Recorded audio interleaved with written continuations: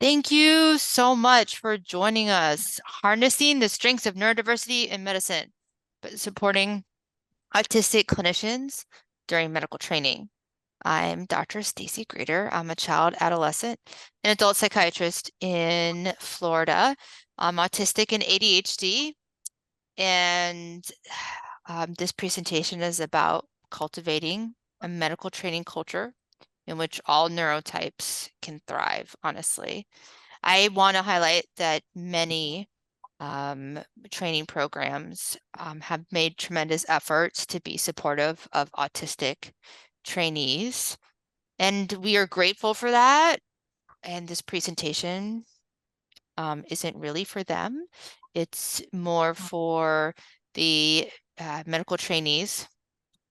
I want every autistic doctor and other medical professional in training out there who may be thinking about giving up or wondering if they belong in medicine to know that I see you. I have been there. You do belong, and you have a lot to offer the medical field. The medical field will miss out without you in it. So ultimately, this presentation is for you. Hi, my name is Dr. Alicia Cho.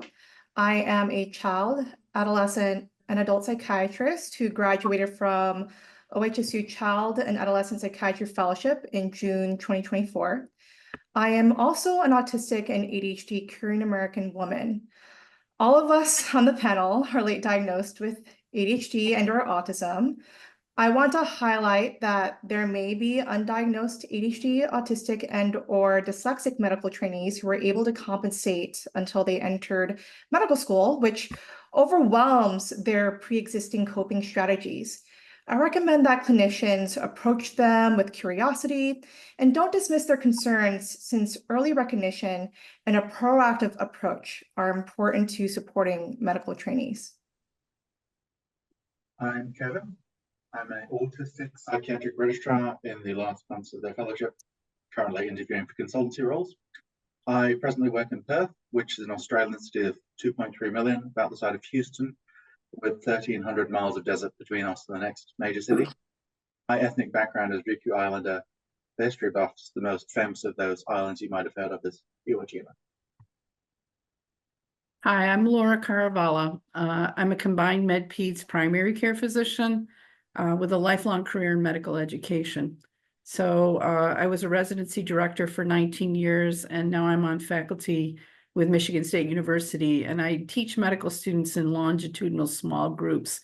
So I get a chance to get to know them and run into a fair number of neurodivergent students.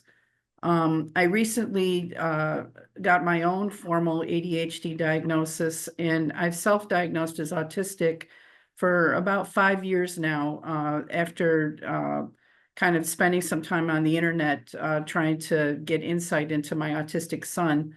And then I met a bunch of other autistic physicians whose stories were really quite similar to my own. And hi, I'm Reese.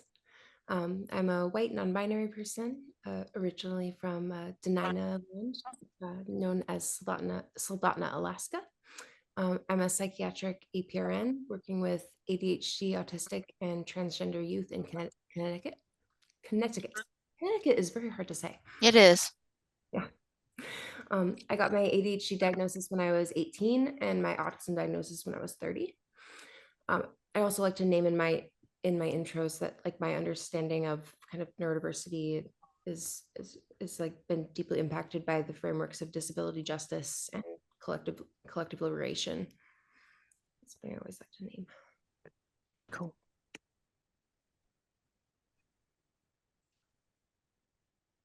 And we have no relevant financial disclosures, and we'll be taking questions at the end, and we'll turn the video off for the questions.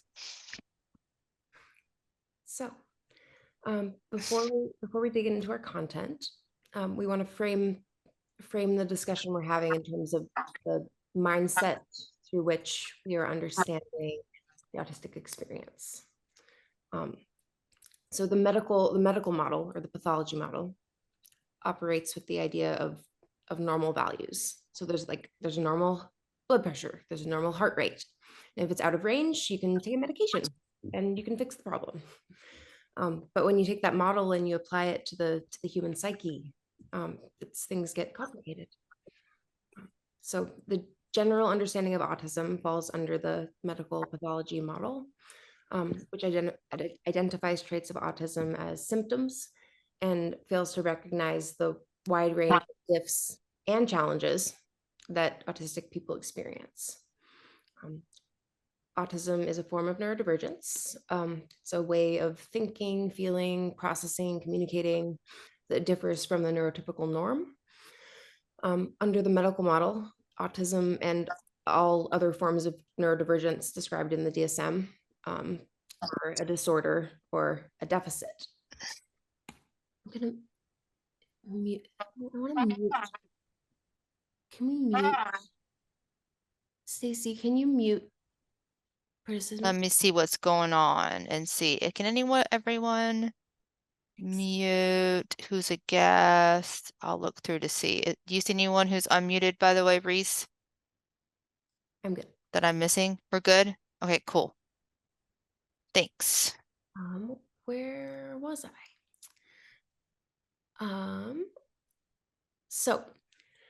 So under the medical model, the goal is to kind of cure or fix autistic people. And we hear language like symptoms and treatment, and clinicians and diagnostic labels hold authority over individuals' lived experiences. So interventions used are like standardized therapies to reduce symptoms, aiming to make the autistic person like less themselves and more neurotypical. So that's kind of where we're coming from, and where we're moving to is the neurodiversity paradigm. The neurodiversity paradigm views neurodivergence as a natural form of human diversity, like biological, ecological, or gender racial diversity. The goal is to support people in finding tools and environments that align with their neurotype rather than changing them. The paradigm emphasizes neurotype as an aspect of identity, and so autistic identity, ADHD identity, and gives agency to people to those of lived experience, and shifting us away from this pathology paradigm, the way that we pathologize the human experience. So rather than treating autism, interventions in the neurodiversity paradigm look at providing accommodations for both strengths and for challenges. So that's kind of the framework that we're operating from. And now we will go into our... Thanks, Reese. And the neurodiversity paradigm is about more than just autism. That's me around age 4 or 5 in ballet. I was a cat, apparently, and it's right before I got kicked out of ballet for being too hyperactive, impulsive, and not following directions. So I'm quite apraxic as well, so this was not a loss to the ballet world. But while my autism was a mystery until age 40, my ADHD was quite obvious to everyone from the very beginning of my life. And the way my ADHD was explained to me as a child was, you have a chemical imbalance and you need to take this pill to get these extra chemicals your brain doesn't have so you can be less annoying to everyone. And also your brain is underdeveloped because you were premature as a baby. So my conception as a child was my brain was kind of like these scrambled eggs that didn't cook long enough. They're runny and mushy, and there I was with these undercooked, chemically imbalanced, broken brain, fantasizing what it would be like to be as good as other kids and not kicked out of class, and trying really hard not to piss people off by intensely scrutinizing other people's minds to figure out what they needed from me. And that's how I became a child psychiatrist. So, and the neurodiversity paradigm is really intimately important to me. With my formal diagnosis, age 40, I understood myself as really finally finding where I fit. Different, certainly. A blessing and a curse with my autistic mind, certainly. And I saw myself finally mirrored in stories of my autistic neurokin, and it turned oddities I was ostracized for into shared, completely comprehensible autistic traits, discovering a new owner's manual for my brain, and allowed me to engage in much more effective care for myself, be more fulfilled in my work as a psychiatrist by being freed from needing to act like a neurotypical doctor. And I think about what not only I lost before really recognizing my a neurodiversity affirming view of my autism and my ADHD, but I think about what my patients lost when I wasn't free before to practice medicine autistically. So I'm here because of a strong need to speak up, to empower more autistic medical professionals to bring their whole autistic selves to the practice of medicine for us and our patients, which brings us to autistic strengths. All right. The medical profession actually self-selects for many autistic traits. Autistic minds, we're intensely curious and invested in collecting knowledge about our area of special interest. For us, it's often the human mind, human body, and we feel deeply for the underdog, the vulnerable patient. Being less easily influenced by social norms, we can prioritize accuracy and clarity in communication over social comfort, perceive patterns that others may not. We're detail-oriented and may be much more comfortable discussing socially taboo, intimate topics about body and mental health. And we love teaching our patients about their bodies. Info dumping is what I'm doing right now about my special interest. The list goes on. I'm not going to name all of the strengths. And it's interesting, Dr. Mary Doherty continuously brings up that the most common question asked of Autistic Doctors International is, how can I get an autistic doctor for myself? So of note, I did put a link in the chat to a spreadsheet. It is a completely public spreadsheet for neurodivergent professionals. So that includes not just our autistic neurokin, but our ADHD, dyslexic, etc., neurocousins who want to share their neurotype to make it easier for patients to find them or colleagues to find them to put their info in there. We have separate tabs for medical professionals, therapists, and people doing psychological assessments. Autism isn't a monolith, and manifestations occur very differently for each of us.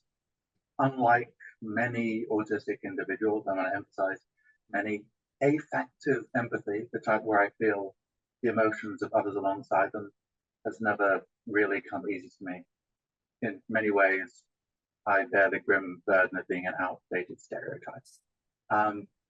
At a superficial glance, you might think this is terrible for a psychiatrist, and it was certainly identified as a challenge before I commenced my psychotherapy training.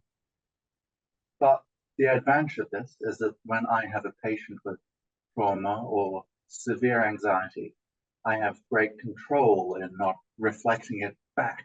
I can listen and repackage without this really affecting me, because stepping into that emotion is a trained and deliberate choice. And I can do all of this while being entirely authentic. I may have a difference in the style of empathy, but this does not mean that I don't care on a broader level. So working day to day doing trauma therapy in particular, I have had to learn to reach and work with patients, do it just as well as people with difficult neurotypical and non-neurotypical empathy setups. The problem for me was that unlike neurotypical trainees, there wasn't really a roadmap. save the advice of my autistic peers, who were a lot more closeted a few years ago, I was operating on childhood and I had to figure out a lot myself. And more than that, I still had to explain how I would be doing this if I was a neurotypical for the purpose of examinations and training. And don't even get me started on the complexity of expanding my own mental system to a neurotypical supervisor while I'm working with a ADHD or an autistic individual. And right there is the social disadvantage model of autism, where something that could, with the right approach, simply be a difference, is turned, at least temporarily, into a disadvantage purely due to external factors. Now, on the other hand, doing so much without external scaffolding does have some advantages, although I'm not really much of an advocate of this trial by fire method. It has meant that I spent the whole of my clinical life translating information from one neurotype to another one in a type of enforced multilingualism. You're mastering this code switching to survive. And this means things like psychosis, with all of the abnormalities it entails. It often just makes more sense to me. I am so used to speaking to others with completely disparate shared assumptions. In a way, even talking psychosis is not that much tougher for me than talking neurotypical. Mm-hmm. Yeah, I think you make such great points, Kevin. How it's almost like we have so much experience and practice with with receiving perspectives that are so different to our own perspective and our own internal experience of the world. So a little primer on empathy, because Kevin mentioned affective empathy. Affective empathy is feeling with people. Our little mirror neurons in our brain light up, and our face actually makes a micro expression that mimics the other person's facial expression to feel their feelings. Compassionate empathy, what we think of when people colloquially say the term empathy, is feeling for people, concern for people. Versus cognitive empathy, also called perspective taking, is understanding another person's different perspective. So Kevin was talking about affective empathy being impacted by a common autistic trait, alexithymia, which is so thinking of the feelings as like different gummy bears. I didn't make up this analogy. I take no credit for it. Okay, so like, blue, sadness, orange, joy, green, envy, and different people have different depths of detail in how they perceive and distinguish emotions. Alexithymia is like if you microwaved all the gummy bears and they're goo. The feelings are just as intense and impactful, but difficult to distinguish from each other. We kind of think of it at times as like color blindness for one's inner emotional experiences. And so this can make affective empathy different for some autistic individuals. Roughly, about 50% of autistic individuals are estimated to have some form of alexithymia, whereas a huge portion of autistic individuals actually have the opposite, hyperempathy.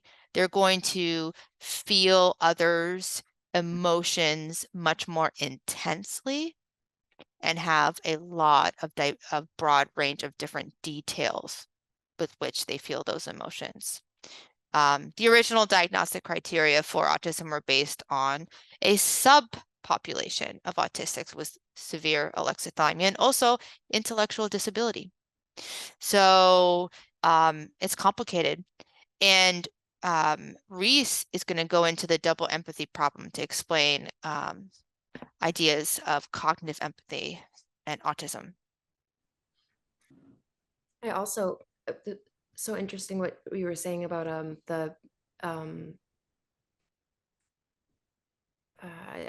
forgot. Okay. The words, man, they're hard. No, but like the Alexithymia. alexithymia and hyperempathy, because I think Yes.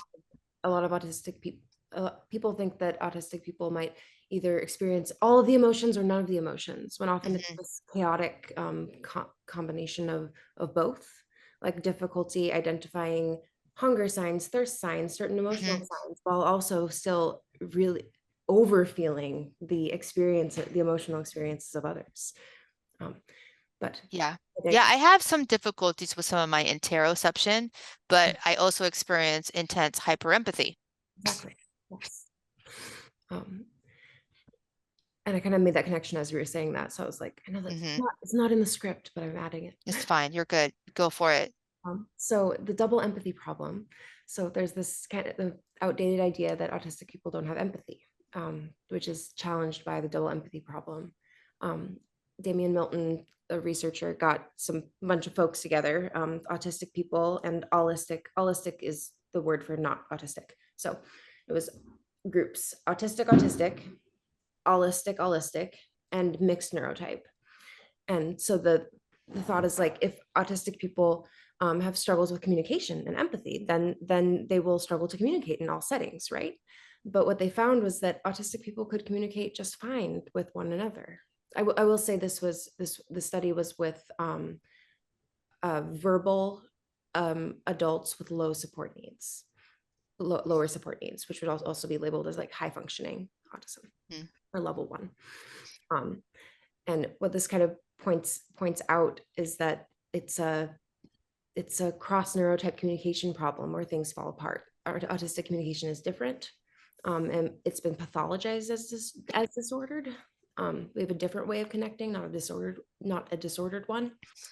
And communicating across neurotypes is challenging. It's cross cultural almost, and there's a lot of comfort that comes with communicating within neurotype.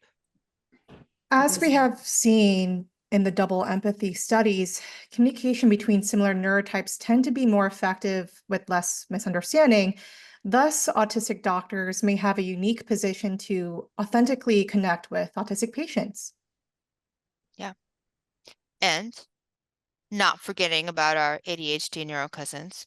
80% of autistics, it is estimated, are also ADHD.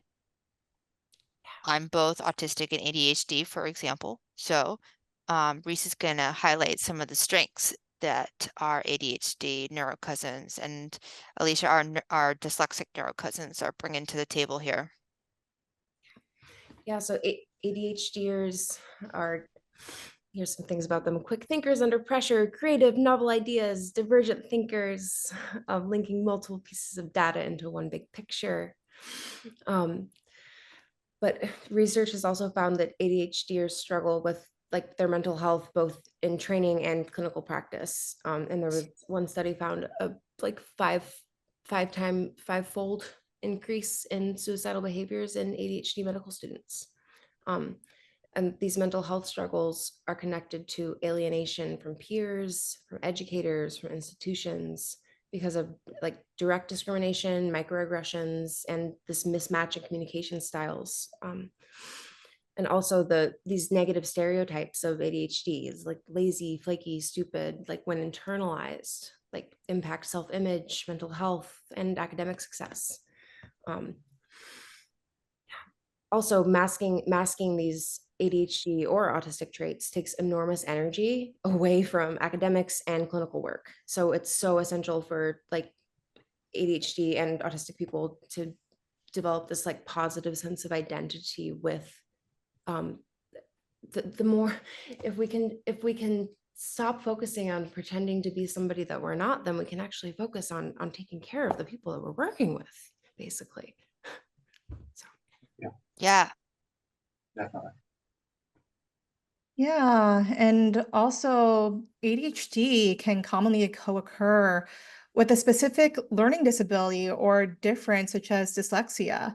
There are other specific learning disabilities aside from dyslexia.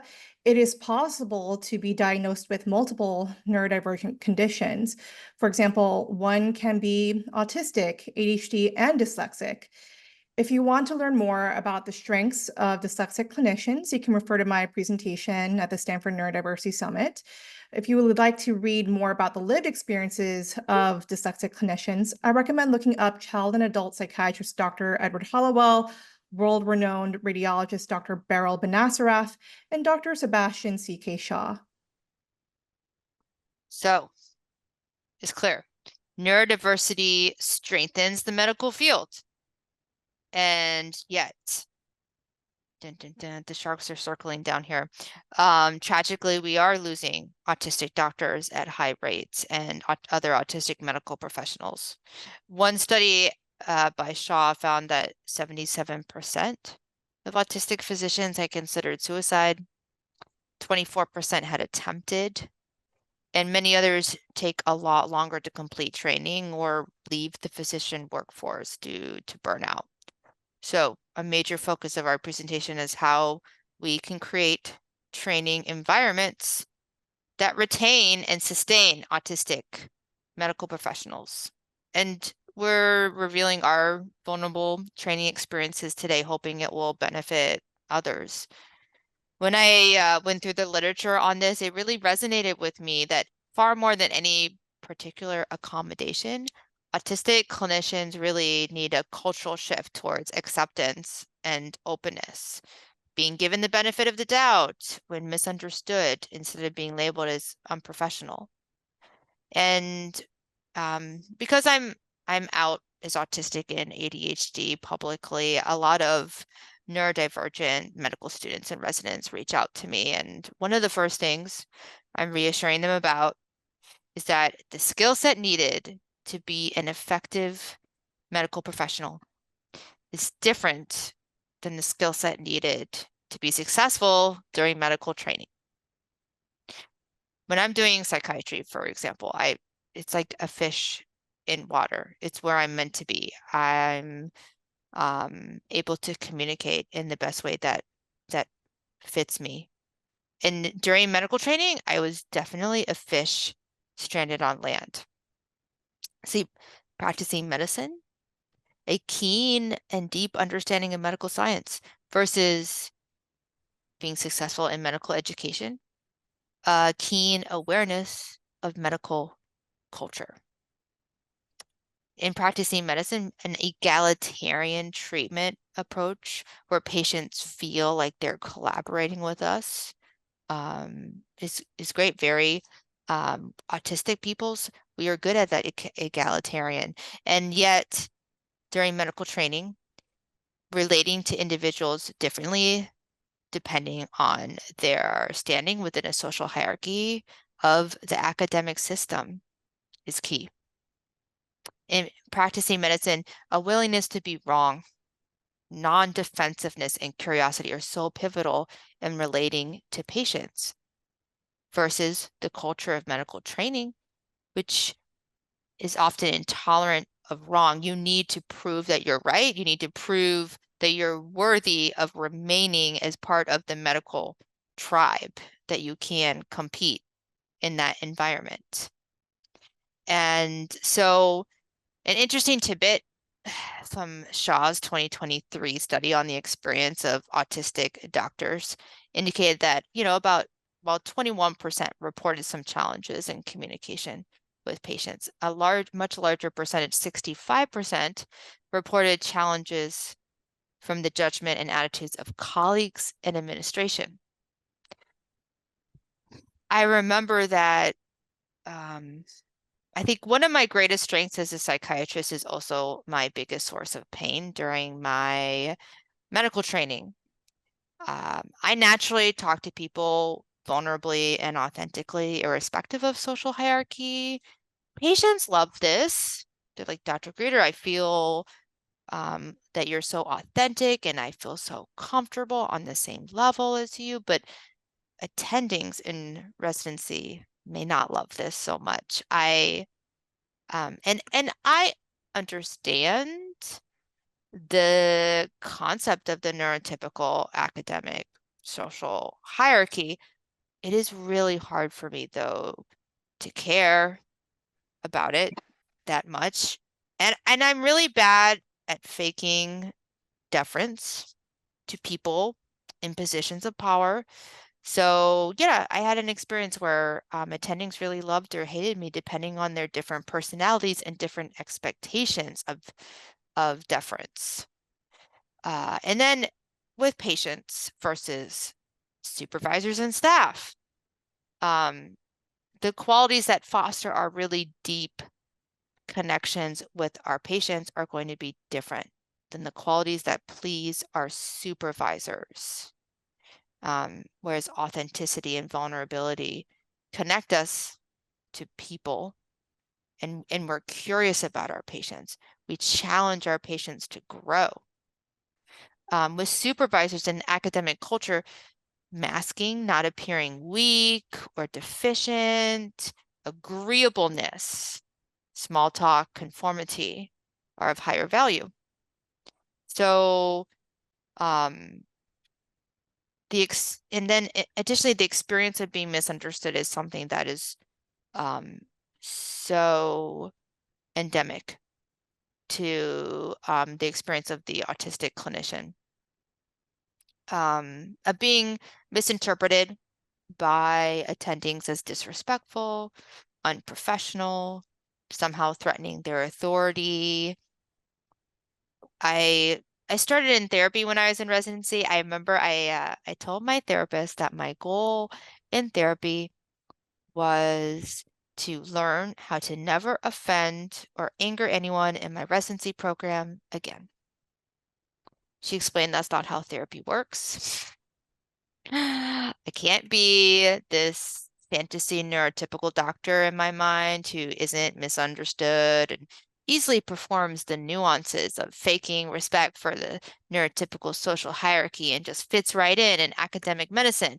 And I went through a process with the help of my therapist and colleagues of unlearning what I was taught in residency was the right way to be a doctor. And I'm not wasting my energy on that anymore. My goal now is to live my most authentic autistic life.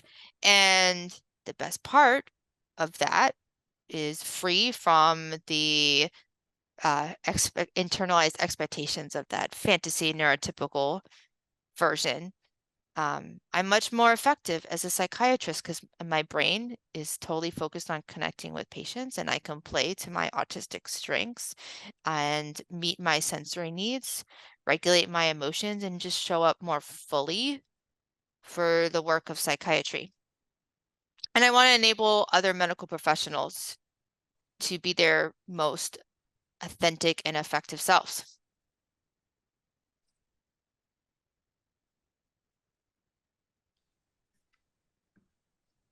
Yeah, I think I didn't realize for a long time that like when I started my training, that saying have you tried this comes off as, why haven't you tried this? You are doing it wrong. So at first I just like, I was offending people, and I just learned how to deliver feedback in ways that like neurotypical people would receive better. But as the time has gone on, I've started to like dial back on that and like encourage my colleagues to learn about autistic communication, so that like it's both neurotypes doing work, so that we're meeting in the middle and accommodating each other's communication styles. So helpful. Yeah, meeting in the middle would be wonderful. Often behaviors that are inherent to my neurodivergence are misperceived. For example, I have problems with eye contact sometimes and limited gestures, but that's mainly when I'm working really hard not to skim, and thus I become still as a rock. I don't have those same problems if I'm actually allowed to be my authentic self. And then that can be perceived as a lack of interest.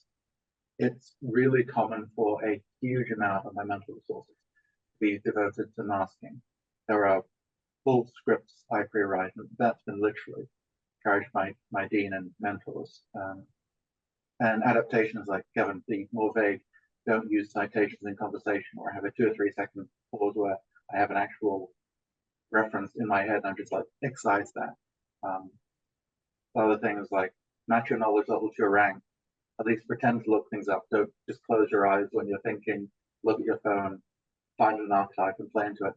All of this is just a survival mechanism that supports the general asymmetry of communication effort. That's a survival minimum just to keep the other neurotypical individual comfortable in the interaction. Yeah. And you might be thinking, okay, so if questions may be viewed as a challenge to authority, just lay low, don't ask questions. When they tell you no question is a stupid question, do not believe them. It's not that hard, but it is very, very hard. And our special interests, the human body and the human mind, draw us in deep. Attending doctors represent a vast treasure trove of information about our special interests. So I think of it like the Little Mermaid. We want to dive in and collect all the medical information. And alternatively, it's easy for us to want to provide all this information on a specific topic, particularly if we find it very interesting. And it doesn't immediately come to us that contradicting someone isn't going to be welcome, because it would be useful to us. Using the golden rule here doesn't apply because we don't actually want the same thing. And figuring out what you want as opposed to what you're saying you're wanting takes a ridiculous amount of untaught underlying knowledge to get. Mm-hmm. So, and due to the monotropic attention style, where attention is really focused on learning about and sharing information about our special interest, other things may not be showing up on our attention radar, like an edgy attending, giving you a look. The autistic and ADHD internal experience is different. I remember those 10-hour surgeries where my body and brain were going insane from being still, and I was getting in trouble for fidgeting with the gauze strips. And the attending turns to you and they're like, "Hey, you want to see another 10-hour liver transplant or go home?" And we know the preferred response is to pretend that you are fascinated by liver transplants and impervious to sleep deprivation, even though your special interest might be psychiatry. We can tell a lie in these situations and kind of say the right thing, but it feels like stabbing myself in my moral core. Saying the politically correct thing rather than the honest thing feels much more intensely wrong to autistics, and it takes an emotional toll on us. And we are faced with a lot of injustices in the practice of medicine. Autistics and ADHDers, we feel the divide between how our patients need us to practice medicine and how the system allows us to practice medicine. We feel it more intensely. Moral injury, another name for it, is the psychological pain that medical professionals experience because we can't practice medicine the way we ethically want to based on the patient's needs because of the healthcare system. And many autistics, as we mentioned, experience hyperempathy and may feel the suffering of our patients more acutely. These are reasons that autistic clinicians are good at challenging systems to grow, change, and improve. Challenging systems does not make you popular, however. And the response will vary based on a particular training program's openness versus rigidity of the hierarchical power structure. We really do need a balance of both autistics and allistics that's non-autistics. The non-autistics will be helping systems remain stable. They can tell the white lies and not rock the boat and maintain social comfort. And autistics will be challenging systems. Both neurotypical trainees and autistic trainees benefit actually from training programs that value openness to new ideas and lead with curiosity prior to judgment. However, the training programs with the rigid hierarchy that are intolerant of difference and quick to judge are much more toxic to autistic clinicians than non-autistic clinicians. And I bring this up, I think that there's a fear among some people that if we better accommodate autistic clinicians, neurotypicals are going to miss out. But I do challenge people watching this presentation to find a single recommendation today that wouldn't not only benefit autistic clinicians, but neurotypical medical trainees as well.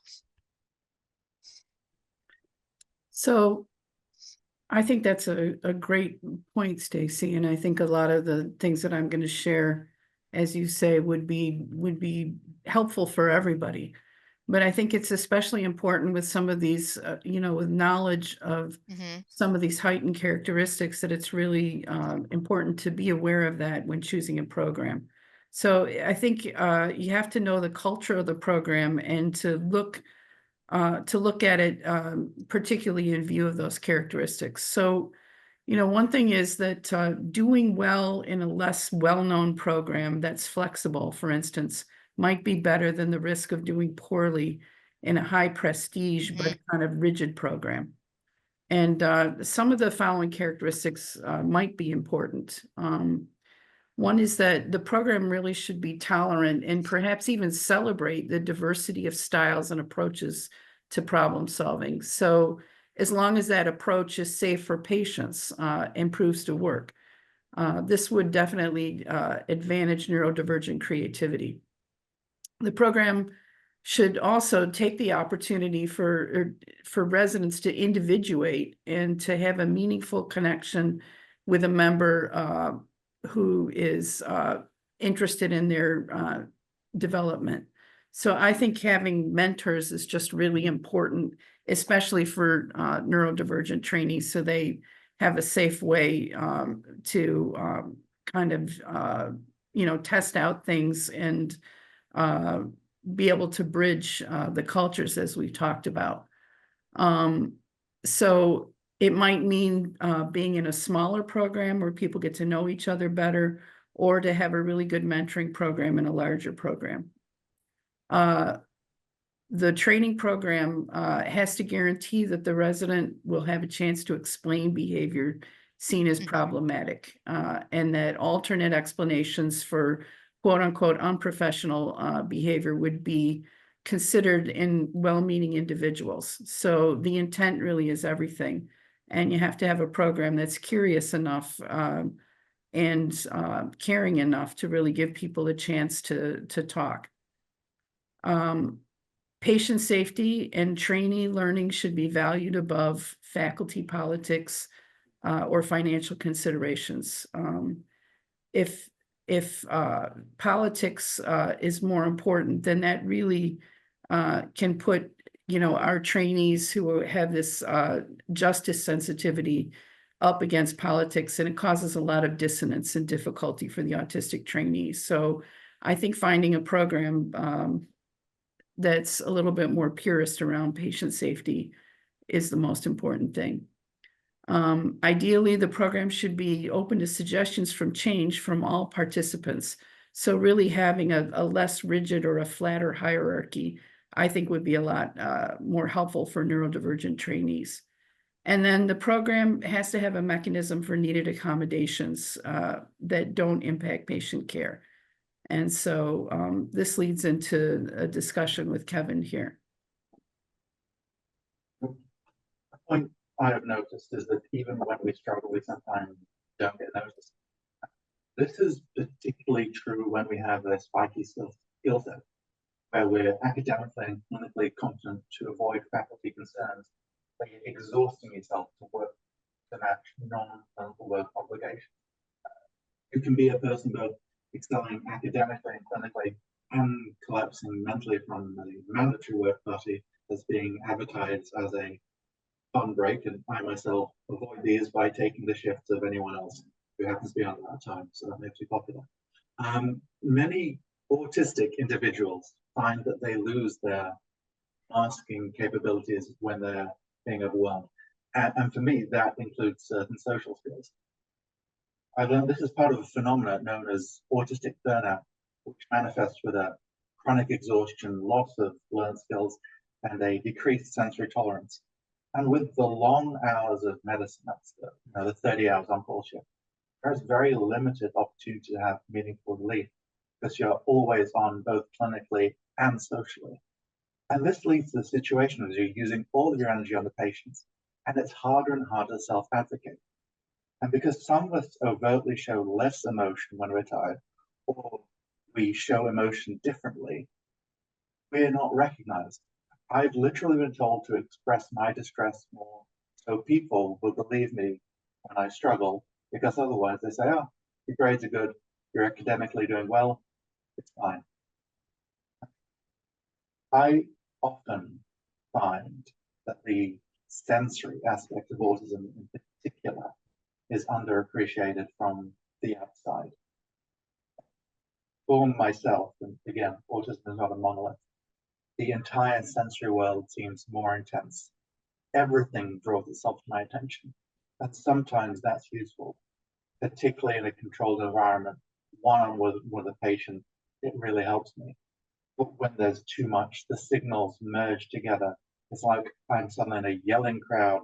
There's information, but it's not intelligible, and it switches from hypersensitive to hyposensitive very quickly.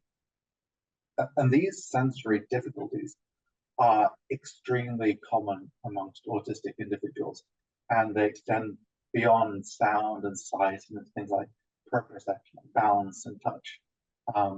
In my case, this means loud situations make me clumsy.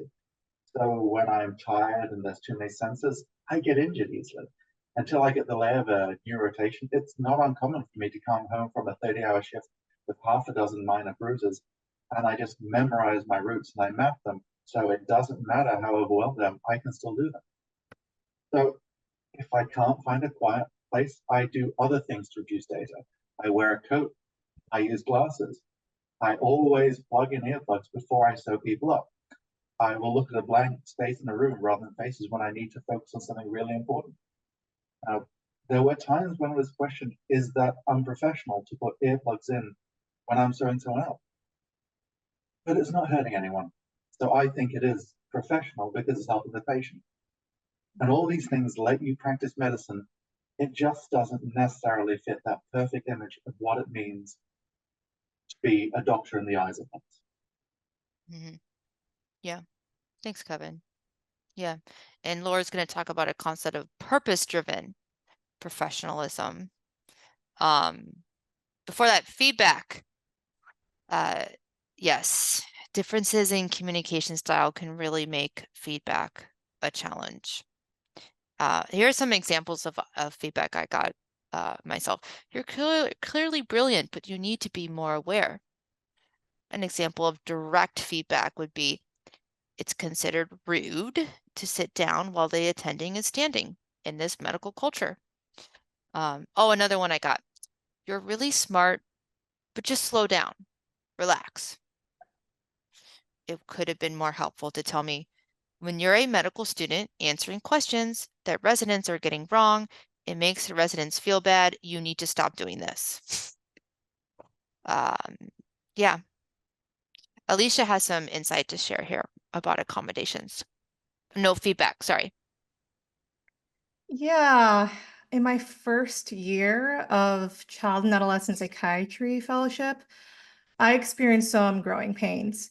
This subsequently led to anxiety about therapeutically connecting with my clients. As a result, I reached out to my program for more help. Ultimately, I was late diagnosed with autism and ADHD. This was a light bulb moment for everyone involved and helped create a pathway to getting more support in my education. From my perspective, there are a lot of abstract theoretical concepts taught in psychiatry didactics, but I would question how this would be applied in a clinical setting on a daily basis. I was a theater major at Smith College, so I suspected that I would benefit from role play. As a result, I advocated for role-playing opportunities to practice my interviewing skills. Fortunately, the program was able to bring an improvisation coach. We would practice difficult scenarios that child and adolescent psychiatrists would commonly experience amongst youth and families. This was an important learning experience for me because many trainees may struggle with perfectionism due to fear of making mistakes in the medical field.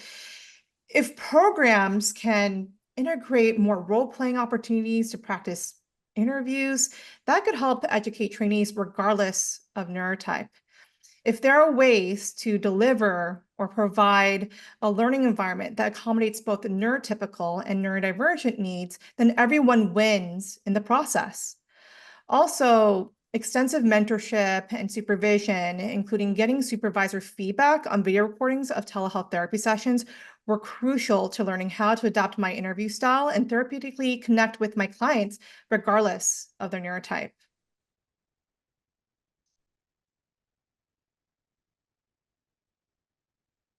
That's Reese. It's my turn. I forgot. It's Reese's turn. It's your turn, Reese. Yes. Okay. About giving direct feedback, yes. So yes, I work on a small team for a program for transgender and non-binary youth within a much larger organization.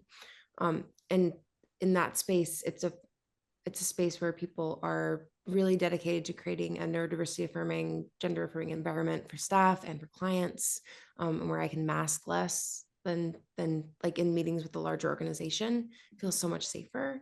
Lets me be able to kind of stay in the medical system while in a way. And in that space, I've been able to stop this constant process of adapting what I'm thinking and saying to be best received by other people.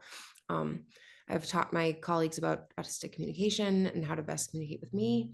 And their ability to do that has been like the key to burnout prevention. And also like giving direct feedback is so helpful. Like clarifying intent. Like would my affect or my tone and my words cause confusion? Like don't assume I'm being rude or telling someone how to do their job. Like just ask, like, can you clarify your intention with what you just shared? Yeah. As we've mentioned before, there is a big difference between practicing good medicine and inhabiting the social roles of being a doctor or a clinician or a nurse practitioner. And this gap is filled by something called the hidden curriculum. This is a time and location specific set of beliefs and behaviors, generally learned by modeling, and it's lodged in normative majority cultural assumptions. And it may, frankly, it often does contradict explicit teaching. Now, this is not a problem unique to autism. It is something that most minority groups struggle with and is what necessitates so much code switching. But neurodivergence just makes it much harder. It's codes on top of codes while being told to be authentic. How does a doctor speak? What do you in particular mean by medical leadership? How much are we allowed to part our veil of medical competence? Say, we don't know. Who do we impress for career progression and how? And that last part is particularly relevant given the apprenticeship model of medicine, where the approval of a supervisor, which is on unclear metrics often, based on how well we fit their image of what a doctor is, can significantly help or hinder career progression, even forcing the repeat of years of work. Now, even for a neurotypical trainee, that's a power dynamic which is ripe for discrimination or abuse, and which is heavily reliant on the ongoing competency of a supervisor. But it doesn't necessarily work. I know in Australia, the bullying rate of trainees is 23%, but 40% of that is by supervisors. So it's a tough dynamic for anyone, but for an autistic trainee also struggling with a hidden curriculum, it's much tougher. And honestly, a reformed culture of medicine, when it's more okay for everyone, both autistics and non-autistics to directly state their needs would help. Both trainees and attendings, honestly. So, for example, if it's okay for an attending who prefers not to be asked questions by their medical student to state that need, both attendings and trainees benefit. When there's less pressure to say and do what is politically correct, and more freedom for medical professionals to accommodate themselves. Which brings us to accommodations. The most helpful accommodations for training programs to consider. What are your thoughts, Alicia? Accommodating challenges is a collaborative process. Common challenges in medical training, regardless of neurotype, include charting and time management. For neurodivergent trainees, these administrative burdens can feel bigger due to the unique ways that their brains process information and details. Autistic individuals tend to have a bottom-up approach to thinking. They look at the details first in order to see the big picture. For instance, I would get feedback that my charts were too detailed and that I should spend less time on notes. This could be addressed with templates, dictation, medical scribes, either in person or virtual AI scribe, and administrative support. Otherwise, other challenges include reducing change and unpredictability by having less shifting between different attendings and work sites. This allows the autistic trainee to adapt to the system and the style of the attending. It is also helpful to allow someone to reserve a designated desk space. In my program, it helped to have flexibility in my workspace. Even though I had a private office space, I could also do charting in the fellow console office, which allows body doubling and socialization with my colleagues. In regards to work culture, it is important to give the benefit of the doubt and encourage open, direct communication. Also, it is important to present expectations and core requirements upfront, as well as real-time, direct, concrete, and specific feedback. While I understand analogies to some degree, I was able to implement feedback more easily when it was literal and descriptive with examples. Because I was openly autistic, my attendings and colleagues were able to adapt to my communication needs. For sensory accommodations, it may be beneficial to allow loop earbuds, sunglasses, and fidgets. Personally, I shamelessly wore my sun hat and transitioned eyeglasses to work. For me, moving from Colorado to Portland for fellowship training was a big sensory difference since I was so used to constant sunshine all year round. Fortunately, my program provided a SAD lamp to adjust the brightness of the room during the winters. I was also given a desk peddler, which helped with my restlessness during long meetings on the computer. For executive functioning support, it is helpful to get reorientation to tasks, pacing of workflow, coaching retriage, increased structure in the curriculum, and breaking down large projects to smaller parts. Using templates and presenting information in a preferred format, for example, auditory, written, or visual. In my program, the fellows were given funds to spend on anything they wanted. In my case, I used those funds to work with an executive function coach to help with time management and planning.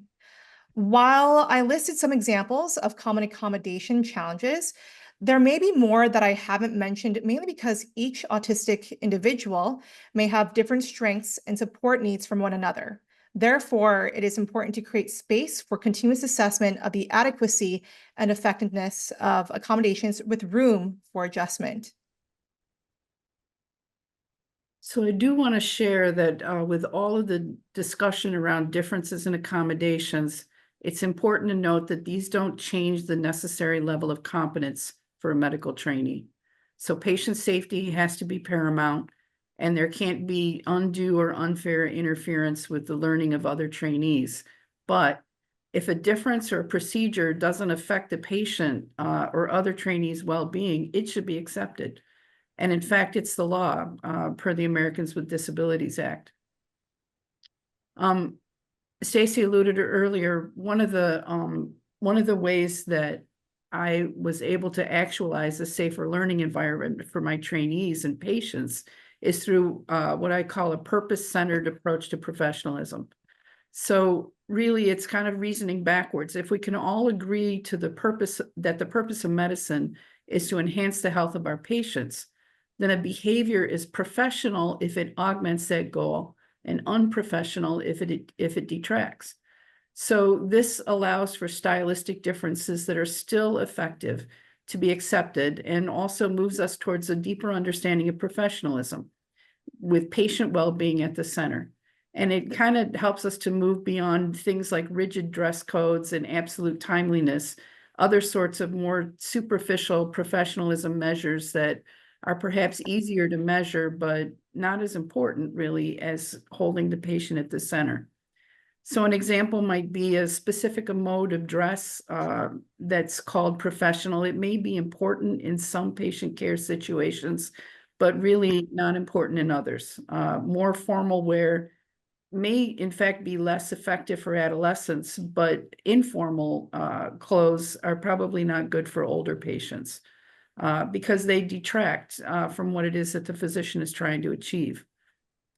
Similarly, sometimes people have said if you're basically 2 seconds late, you're late. It's rude, it's unprofessional, but it would be appropriate for a trainee to be late if they were leaving, to be late from leaving on time from a previous activity if it endangered a patient, or even if the trainee themselves was, trying to be there on time, but they were driving too fast in bad weather. That's not professional behavior. The other advantage, I think, particularly for neurodivergent trainees, is that purpose-centered professionalism allows a trainee to understand why a particular rule is in place, and it makes it difficult to argue. So if it's all connected back to good patient care, who can argue with that? Another important piece of a safe learning environment is to allow for and reward reflection on actual mistakes and also political dust-ups. So I think it's very important for the trainee to have a safe place to proactively report any problems. So hopefully before they get bigger, they should be able to ask questions in real time. They should have a mentor to approach when they fear that something negative happened, either patient care or political issues. And then also to trust that if they did their best effort in real time, they wouldn't be unduly punished. So the intent is so important, and Stacy talked about that earlier. I have an understanding with my trainees that if they're worried about something, they should come to me immediately. I want to be the first person to know. I ask them to tell me exactly what happened. Sometimes I have them write it down and email it so it's got a date and time stamp so that it's a proactive record of what happened. And then when necessary, to include a reflection and a plan for dealing with similar situations in the future, so prevention. This is a lot more effective in navigating politics, and it leaves a better impression with the clinical competence committees. So the trainee already comes with a fix-it plan, essentially.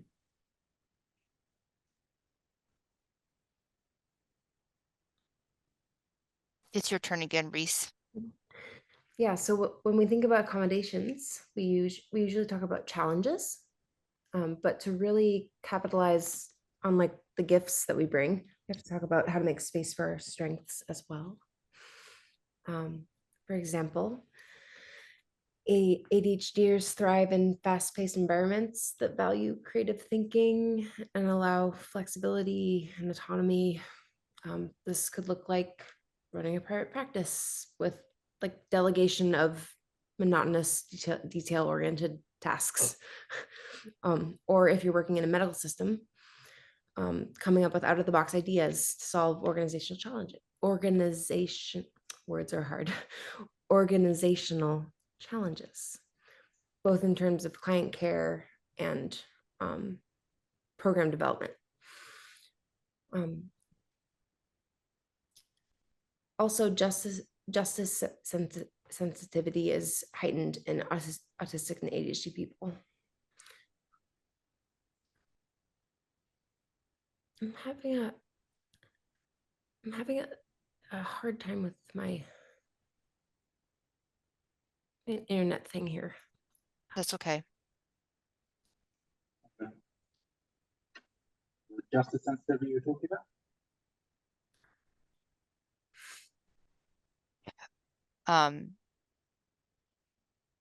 You're mentioning, Reese is going to talk about how it can be really hard when there's a lack of alignment between the ethics of the individual and the culture of a organization. And when patients or colleagues face discrimination and marginalization, it's, you know, us autistic people are really driven to speak up against that. And so allowing some space by accommodating this as a strength and being ready to recognize and listen can be extremely helpful. But to receive accommodations, you have to disclose your autism diagnosis or ADHD diagnosis or dyslexia or other version of neurodivergence. And which brings us to another question. To disclose or not disclose? Honestly, my favorite part of being formally diagnosed as autistic family was being able to share this with my autistic patients. And there's this joy, this light of connection and hope in them. Getting to so easily be able to model self-acceptance, plant seeds for people to have a less negative concept of what autism is. And I can make jokes about neurotypicals in session. When my patient is worried that a question might offend me, I can remind them, I'm autistic. I love info dumping about my special interest. And there are risks, unfortunately, too, to self-disclosing, which I'm sure the audience is familiar with. Least of all is loss of credibility. Sorry, not least of all is the loss of credibility that comes with that disclosure. When I give these presentations, a lot of times I might get some feedback that I don't really believe this presenter is autistic. Disclosing to colleagues is much riskier, I find, than disclosing to patients. Some of my psychiatric colleagues may immediately try to sanitize it or tell me, oh, how functioning I am, as well as just basically not believing me when I disclose. And some autistic people will experience that their neurotype is used as a target to magnify and explain any perceived flaw or mistake. The biggest reason I am very publicly disclosing my autism diagnosis to as many clinicians as possible, as loudly as I possibly can, is to try to make the world a little bit safer for other autistic medical professionals to disclose. And this actually can reduce the risk of suicide in our autistic colleagues. Yeah, I agree with your reasons for disclosing. I didn't want anyone else to feel ashamed for having a different neurotype. I also wanted to be openly neurodivergent around my colleagues. By sharing my story, I hope to reduce the stigma of autism and ADHD in the medical field because neurodivergent clinicians can contribute to the field. Also, I strongly believe that if the program can collaborate with the neurodivergent trainee to be a supportive educational experience, then the neurodivergent trainee doesn't just survive the rigors of medical training, they can thrive. It wasn't until at the fellowship level of training that I received my autism and ADHD diagnoses. Had I gotten the diagnosis earlier, that may have made it easier for medical school residency and fellowship training. Another reason that I am sharing my training experience is that programs can learn how to support neurodivergent trainees who can be prone to burnout. Regardless of neurotype and gender, physicians are at a higher risk of suicide compared to other professions. The better that we can support neurodivergent trainees, the better we can also support neurotypical trainees. In fellowship, I happened to be in a progressive program with leaders in child and adolescent psychiatry. At the same time, I had to advocate for myself. There were times I put in longer hours and asked for accommodations, some of which I received and some of which I didn't. I advise other neurodivergent trainees to get supports in place, find mentors, and use therapy to process your experiences. It was helpful that the hospital provided free confidential psychiatric care, including therapists and psychiatrists without stigma attached. Also, my program implemented process groups for trainees. I recommend that neurodivergent trainees get to know their colleagues, mentors, and leadership, including the program coordinator and the program director, so that they can get support and advocate for themselves in the future. Even if I didn't get all the accommodations that I requested, what was most important to me was the culture of the program. In my case, I was fortunate that I was accepted when I was open about my autism and ADHD diagnosis. Being openly neurodivergent in the workplace is a calculated risk where you balance authenticity up against potential stigma. Risks are heavily dependent on your position as parent in the hospital as well as the whole culture you exist in.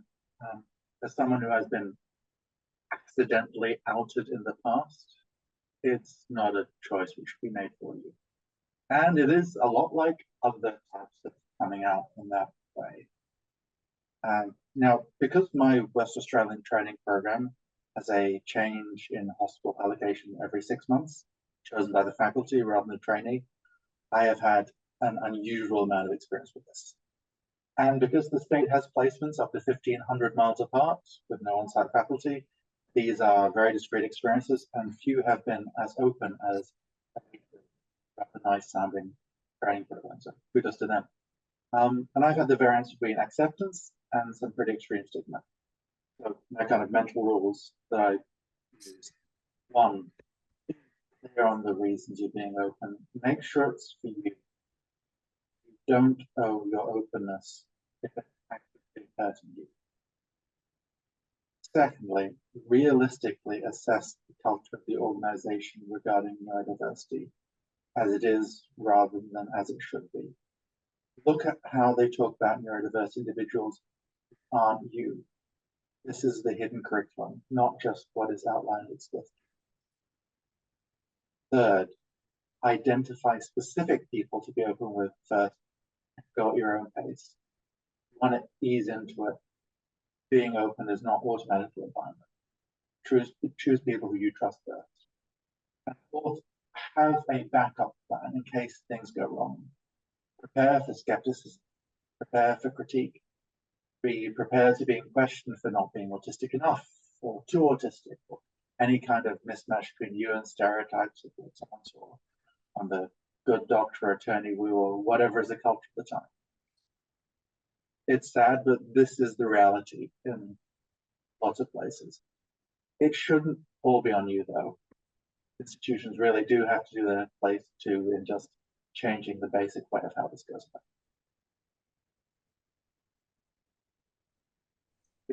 Yeah.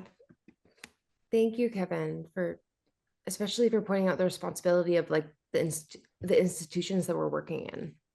I think I'm open about my ADHD and autism in the workplace. And I personally can't work in an environment where I have to be like in the closet, whether it is about any aspect of my identity, gender identity or neurotype, or where sharing these parts of myself like wouldn't be safe or supported. But that also limits the places that I can work.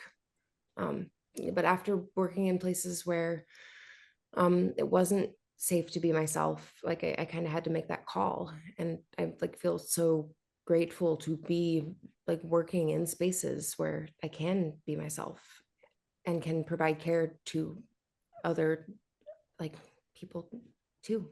Yeah. So, is there anyone like me out there? In Shaw's 2023 study of autistic doctors, having never worked with another doctor who they suspected was autistic, was significantly associated with having considered suicide. It's the ugly duckling effect. Now, we know what that feels like, feeling so different. Imagine if that ugly duckling had some awesome swan role models in medicine. Huzzah! And Shaw et al.'s 2023 study has a quote that I think says it better than I can. Witnessing colleagues with whom we can identify and being able to learn from their successes and struggles can make the difference between leaving a career we dreamt of or pursuing it, more aware of our strengths, our vulnerabilities, and the right to advocate for accommodations.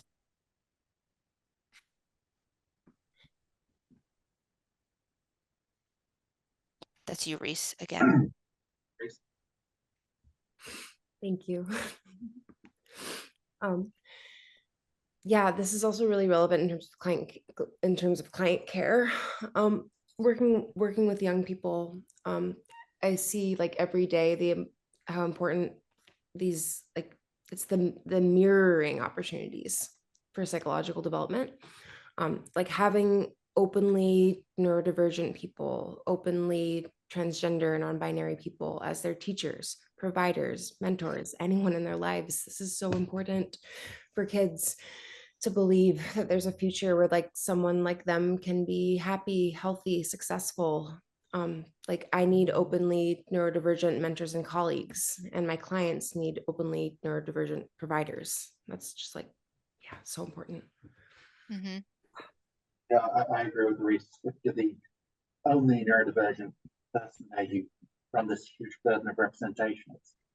It's the same as being the first queer individual, the first ethnicity. Whether you struggle or whether you succeed, there is a pressure to be perfect to counter all the negative narratives that existed before. Just don't have the luxury of being mediocre. I live for the day where you can just have an average, mediocre neuroqueer doctor and it's just fine.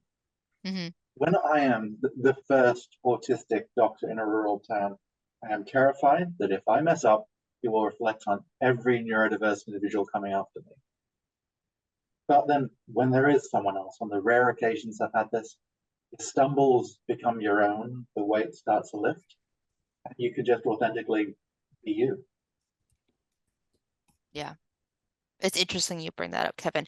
I think preparing this presentation, what I was most scared about was could I be representing the population of autistic doctors in the best way possible. Because when we come out as autistic, we are representing people's views of much more than us, but the autistic doctor population as a whole, and other medical professionals. I was simply going, am I underplaying this? Am I overplaying this? Am I saying it's all fine? I don't want to say we can't be doctors, but I don't want to say we don't have any difficulties. Right, I'm I only know. drawing on my own experiences. It's a big thing. Yeah, I feel you. And which brings us to the privilege of being in private practice, employed by myself. I'm in a position of relative safety compared to most medical professionals when it comes to being able to disclose my autism diagnosis.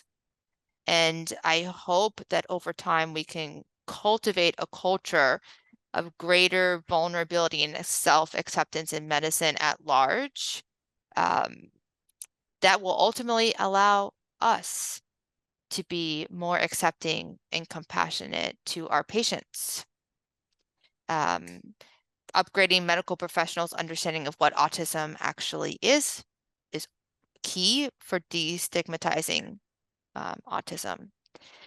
The onus is on attendings and private practice medical professionals in relative positions of power to lead in increasing the safety of self-disclosure.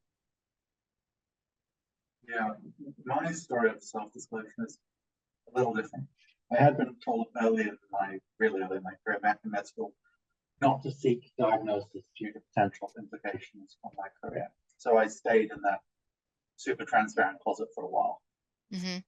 But as a junior doctor, I had a very senior colleague who strongly suspected they themselves were autistic take me aside and suggested if I hadn't already been diagnosed, I should consider it and be open. And then he talked to me about the reasons he hadn't. He wanted me to weigh that decision myself because the world was starting to change. And he had lived so long hiding aspects of himself. And he'd sacrificed so much as a result that I kind of had to think, I can't wait 30 years. That just can't be me. So I'm very fortunate to be in a place of privilege because I'm nearing the end of a long career in medical education. I'm 62 now, and I have a proven track record of success and stable employment. So in my situation, I really felt compelled to disclose because I hoped it would normalize neurodiversity and provide some safety for trainees to disclose and ask questions, and maybe provide a potential roadmap for success. I was only partially surprised when my disclosure also resulted in a number of my faculty colleagues thinking about their neurodifferences, and some actively disclosed, some to the whole group and some just to me. It's really opened up a good discussion about the importance of flexibility and style, and in helping some of the struggling neurodivergent trainees to be identified sooner and to get needed accommodations before they fall too far behind. The best comment that I got was from an openly autistic student who said, "When I heard you self-disclose, I told my therapist that I knew I'd come to the right place." And I know that was golden. And so, yeah, that's what we're here for. So, autistic mentorship. Okay. I guess there was supposed to be a slide there, but here we are on the dragon, out in Autistic, and I'm really passionate. I'm so grateful for the team of medical professionals here presenting with me today, and here bringing a more affirming and accepting perspective on autism. I did not always have that affirming and accepting perspective on myself, and I wasted too much time trying to be the right kind of doctor, weighed down by a lot of internalized ableism.